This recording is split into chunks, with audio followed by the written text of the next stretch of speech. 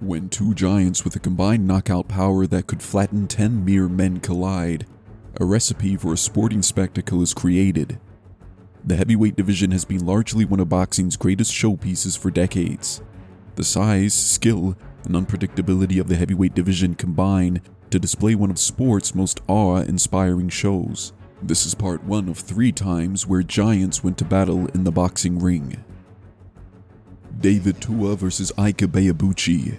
In what is likely one of the most iconic heavyweight boxing battles in recent history, giant power punches David Tua out of New Zealand and Nigerian Ike Ibeabuchi went toe-to-toe in one of the grittiest exchanges in a ring.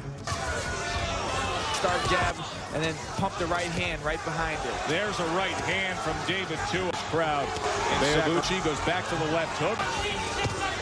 Tua trying to rally at the end. Ibeabuchi. CompuBox stats determined that David Tua hit 282 out of a massive 755 punches thrown. On the other hand, Ike Ibeabuchi set the record for most punches thrown by a single heavyweight, landing 332 out of a colossal 975 punches. 97 on the one punch. Warning from Lou Filippo. You look at him, you wouldn't think this is how he fights. Left hook of his own. Tua now opens up with a left hook, and Ibeabuchi returns fire. Good left hook here, and he got some left. Tyson had those fast hands, and on the inside, he had blistering combination. With this fight, seems to be going with 1 or 2 big punches at a time, and that's not going to work, apparently. Both fighters combined to set the record for most punches thrown in a heavyweight fight with 1,730 punches. Tua right hand to the body underneath. Ibeabuchi and his commitment, he stayed with it. Oh, for sure. He's nice triple hook, and this is the most telling punch of the fight, I think. That was the first like that. For 12 rounds, both fighters would exchange power punch after power punch. Ibeabuchi, really sure good. is. And just with the jab, that's a Larry Holmes type of round. You throw the jab. He's been able to return this too little, too late.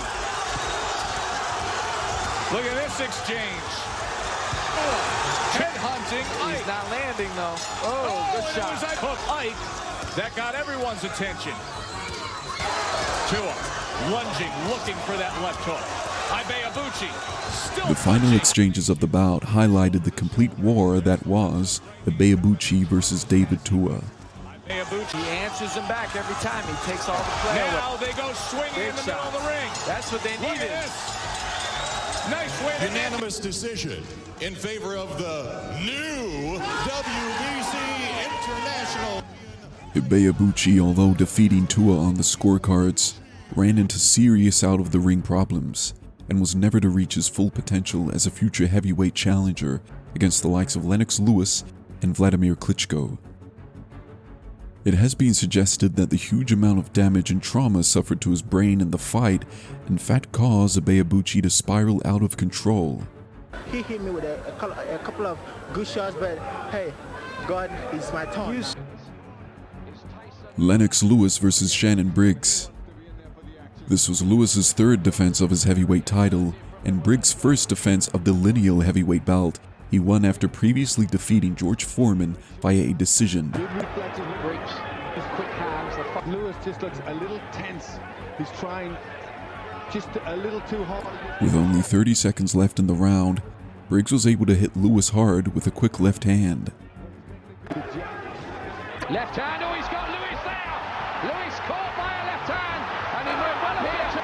Another left hand, and Briggs piling in the punches. And we have some really badly opened end. Only 7 seconds left in the first round. It's been sensational here. For Briggs, he hurt him with a good left who kept the punches going in. However, it was in the second round where Lewis bounced back, but Briggs stunned Lewis with a big left hook as the second minute of the round was coming to a close. Wrong from Briggs. The chopping right hand. Looking for that trademark chopping right hand. Left hand. Again.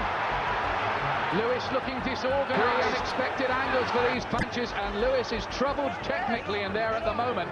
This is good. He can get To that second round. Lewis, who thought the internet plays chess, a kind of boxing into Lewis at the start of the round. Lewis here looks as if he's just moved up. The tide may be turning significantly here in round 3.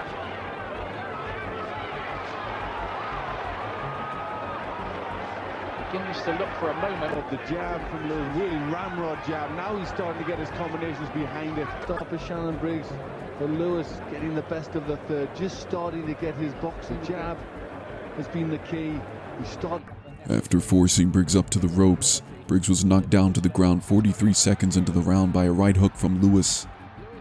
With 42 seconds remaining, after a ruthless combination from Briggs, Lewis retaliated with a left hook and a 3-punch combination that once more knocked Briggs down to the ground. Right, keep his hands up. Don't lose concentration. Big move this round. He looks all out. Frank Cappuccino, I fancy here. And Lewis, cool, clinical, trying to think his way. It looked dodgy early on. Lewis has to look for the right punches, find the gaps here, break him down. Caught with the counter. Lewis has to use. And Lewis, just for a moment, breathing heavily himself as if he might have been punched out. Another shot swaying around like a tree in the wind. Shannon Briggs. But what a terrific heavyweight between two, and he has to keep the momentum on. This is a great comeback here from Shannon Briggs. In the 5th and final round, Lewis continued to batter Briggs with hard punches and brought him to the ground for the 3rd time in the bout. 6, 7, he says I'm all right to the corner. 8. Never get a better heavyweight round of boxing than that. Occupation. Good left hook and right hand from Lewis. Briggs is looking unsteady. He might have him here.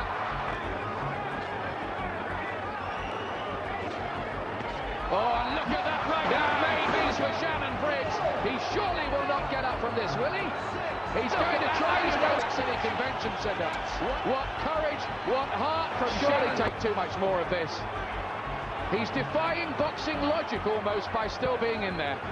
After Briggs fell to the ground, referee Frank Cappuccino stopped the bout and declared Lewis the winner through technical knockout. Lennox Lewis was once again the lineal heavyweight champion of the world. A trip down memory lane will take us back to 1976 to one of the greatest heavyweight slugfests of all time between two giant power punchers, George Foreman and Ron Lyle. Foreman is considered one of, if not the hardest-hitting heavyweight fighter in history. Ron Lyle, on the other hand, likely the second biggest hitter of his generation. Lyle, 6'3", and Foreman, 6'4", would exhibit what happens when you lace two explosive sluggers up with 8-ounce gloves and throw them in a boxing ring. Foreman was fresh off his loss to Muhammad Ali in Kinshasa, Zaire. Lyle would enter the bout 31-3. The fight was a total bruising slugfest from the outset. George Foreman was able to edge Lyle out of the bout in round 5.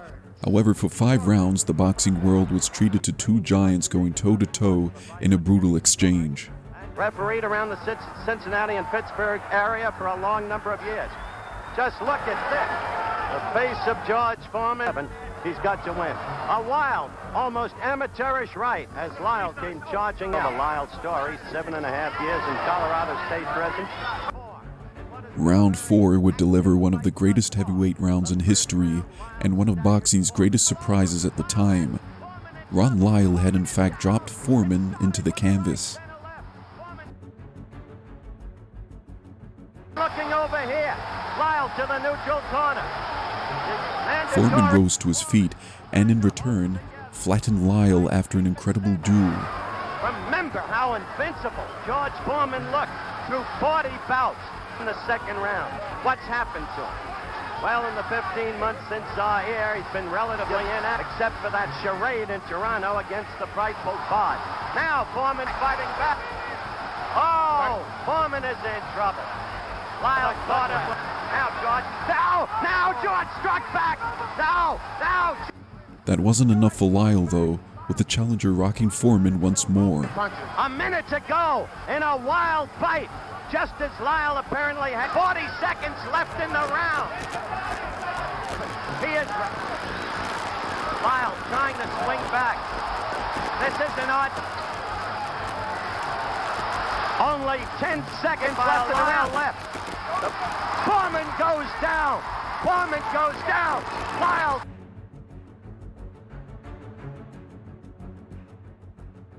Fights back. Foreman, there's no saving by the bet. Foreman was able to survive the round, highlighting an epic round between the two gritty fighters. Here, George is using his strength. He was hurt. He comes back and he staggers Lyle. In round 5, George Foreman, after a bruising encounter with Lyle, put the fight to bed.